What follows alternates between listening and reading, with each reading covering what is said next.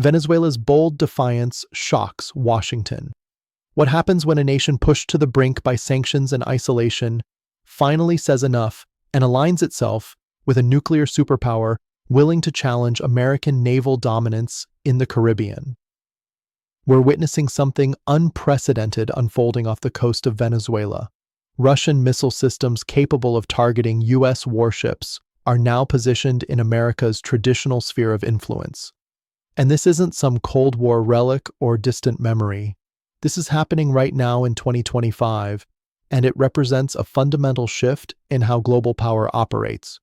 For decades, the United States has maintained unchallenged military supremacy in the Western Hemisphere through the Monroe Doctrine. But that assumption is crumbling before our eyes. Venezuela, economically strangled and diplomatically cornered by Washington's maximum pressure campaign, has found a powerful ally in Moscow. Russia is more than willing to demonstrate that American aircraft carriers and destroyers are no longer invulnerable in waters long considered America's own. This development forces us to confront an uncomfortable truth. Our foreign policy choices have consequences. Sometimes those consequences involve transforming regional conflicts into potential flashpoints between nuclear-armed powers. The question isn't whether Venezuela has the right to defend itself or seek alliances. Every sovereign nation does. The real question is whether we've learned anything from decades of interventionist policies that consistently produce the opposite of their intended results. Let me start by acknowledging something that makes many in Washington's foreign policy circles uncomfortable. We are living through the consequences of our own choices. When Russian military advisors began arriving in Venezuela with advanced missile systems capable of tracking and potentially engaging United States naval vessels, the reaction from the Pentagon and the State Department was predictable outrage and condemnation. But if we look at this situation with clear eyes, rather than through the roots of U.S. dominance in Latin America, distorted lens of American exceptionalism, we must ask, how did we arrive at this point? We have to trace the cascade of decisions, the sanctions, the regime change operations, the diplomatic isolation, and the refusal to engage in meaningful dialogue that brought us to a moment where a country 90 miles from Florida is hosting Russian military infrastructure designed specifically to counter American power projection. This is not an isolated incident or rogue provocation. This is the logical, predictable outcome of a foreign policy approach that has dominated American thinking since the end of the Cold War.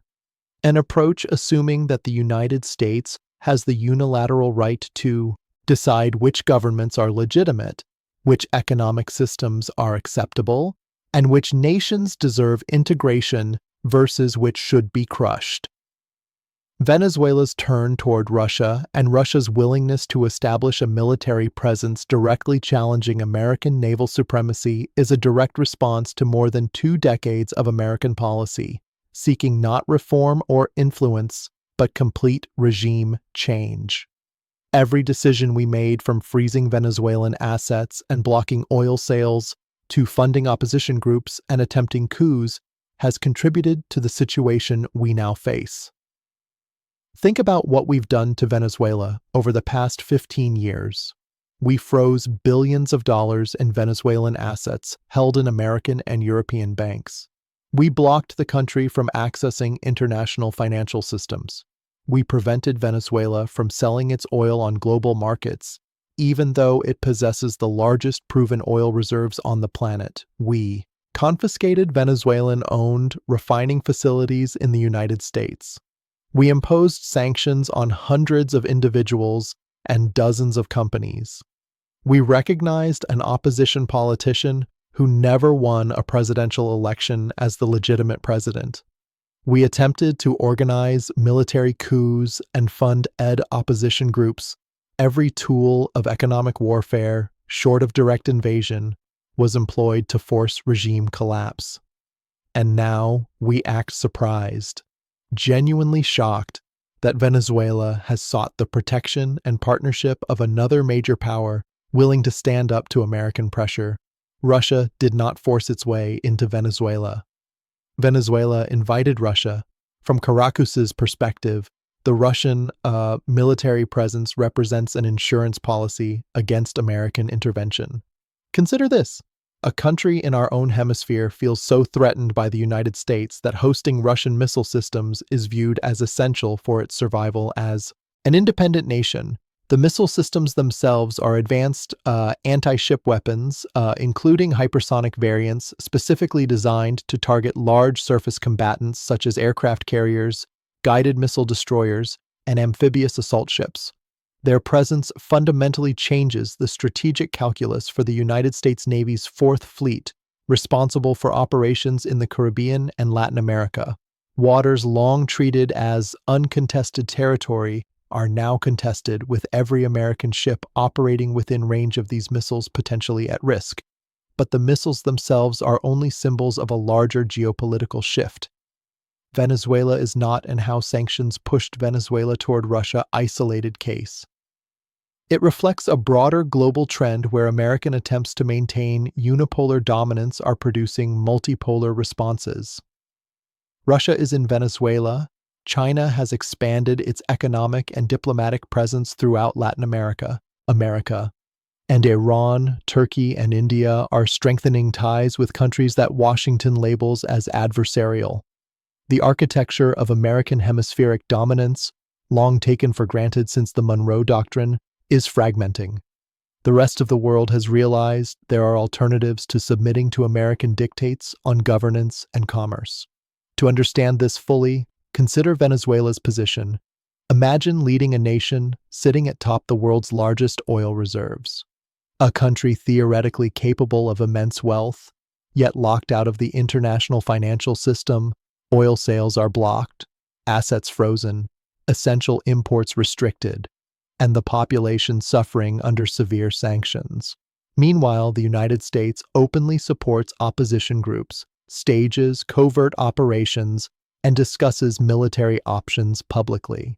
In such circumstances, seeking powerful allies to ensure national survival is not just rational, it's necessary. From Russia's perspective, accepting Venezuela's invitation makes strategic sense. Moscow has endured American sanctions and diplomatic pressure since the Ukraine crisis in 2014. NATO expansion, missile defense systems, and a posture perceived as threatening all reinforce the logic that if the United States can position military power near Russia, Russia can reciprocate near America. This is the logic of great power competition, a principle clearly demonstrated during the Cuban Missile Crisis. Actions provoke reactions, often in the pursuit of symmetry. What we are witnessing in Venezuela is not a sudden crisis, but the predictable outcome of decades of coercive American policy. The tragedy is that it was entirely avoidable. Venezuela's economic system, while flawed, does not threaten the United States. Its political system, however much it diverges from American preferences, does not pose an existential challenge.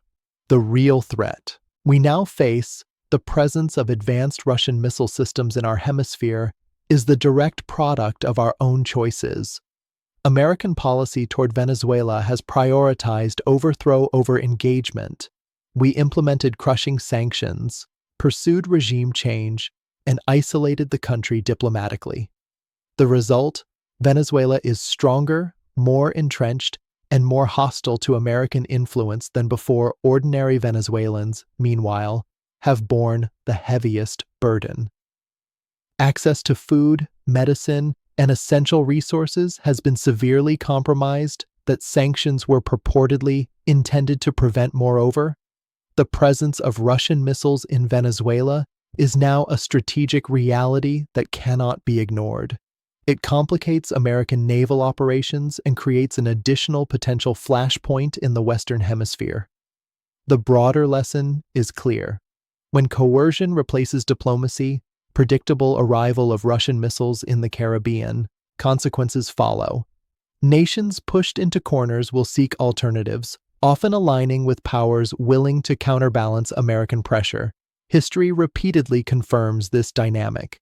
Yet Washington seems unwilling to acknowledge it. There is also a moral dimension to consider. When the United States imposes comprehensive sanctions, it is not only punishing governments, it is punishing ordinary people. Millions of Venezuelans have suffered immensely under these policies. Food, medicine, and basic necessities have become scarce. The economic contraction Venezuela has experienced under sanctions is worse than what the United States endured during the Great Depression. And yet this human suffering is inflicted in the name of promoting democracy and human rights.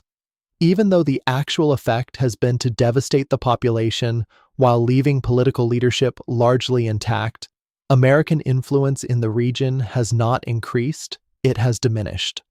Other countries have observed our approach and concluded that dependence on Washington carries risks. They are diversifying partnerships, seeking alternative alliances, and hedging against unilateral American pressure. The presence of Russian military infrastructure in Venezuela underscores the consequences of a strategy that prioritizes dominance over diplomacy. What we face now is a deteriorating security environment, heightened risk of escalation, and the potential for miscalculation between nuclear-armed powers. This is not a theoretical warning. Modern anti-H-ship missile systems, especially hypersonic variants, are extremely difficult. T-intercept. Their deployment in the Caribbean represents a direct strategic challenge to the United States. Every ship operating within range is at risk, and the potential for accidental escalation is real. We are witnessing firsthand the costs of policies that treat coercion and isolation as primary tools rather than tools of last resort. This situation also exposes a deeper truth about American foreign policy. A belief that dominance can be maintained indefinitely through coercion is flawed. Throughout history, empires overextend themselves, creating resistance movements and alternative alliances that eventually erode their power. The United States is no exception. By assuming that Venezuela would collapse under sanctions and pressure, we ignored the possibility that it would seek other powerful partners. We assumed there were no alternatives, that we held all the cards. We were wrong. The unipolar moment when the United States seemed to have uncontested global dominance is over. We're now, Professor Wolf, on the logic of resistance and sovereignty, transitioning into a multipolar world where other nations assert their sovereignty and choose their alliances. Washington's insistence on maintaining dominance has not made America safer, has created additional vulnerabilities. The presence of Russian missiles in the Caribbean is a direct manifestation of this failure. American policy is trapped in a cycle of escalation. Political and institutional incentives favor doubling down on failed strategies rather than acknowledging mistakes. The bipartisan consensus is that pressure, sanctions, and isolation are the right tools, despite overwhelming evidence to the contrary. Admitting error is seen as weakness. While persistence in the same strategy is rewarded until this mindset changes, situations like Venezuela will continue to arise, producing outcomes that weaken American influence and jeopardize security. The real lesson of Venezuela and the Russian missiles is not that our adversaries are irrational, but that our own policies have created many of these challenges. We prioritize the illusion of dominance over sustainable partnership, and the result is diminished influence, heightened risk, and humanitarian suffering. Russian missiles. In the Caribbean, deteriorating regional security and the alienation of ordinary Venezuelans are the consequences of a foreign policy that values coercion over engagement. A more effective approach would begin with acknowledging failure, lifting sanctions gradually, and engaging Venezuela diplomatically without preconditions, recognizing Venezuela's right to self-governance, offering incentives for cooperation on issues that genuinely matter to American security, and building partnerships based on mutual respect are the only ways to reduce Russian influence and prevent further escalation. Yet, Washington's current paradigm makes such strategies nearly impossible. The tragedy is that none of this was inevitable. Different choices could have led to influence rather than confrontation, cooperation rather than isolation, and stability rather than escalating risk. The United States cannot simply dictate outcomes in other nations. Sovereignty matters, diplomacy matters, cooperation matters. Until American policy embraces these principles, we will continue to face situations like Venezuela. Countries push toward our competitors, missiles aimed at our ships, and influence steadily declining. Ultimately, the crisis in Venezuela is a wake-up call. It reminds us that power is not just about military might, but about perception, respect, and strategic wisdom. Sustainable security requires humility, foresight, and recognition that our choices shape the world in profound and often unintended ways. The question now is whether we will learn from these lessons or continue to repeat the mistakes that have led to the dangerous realities we see.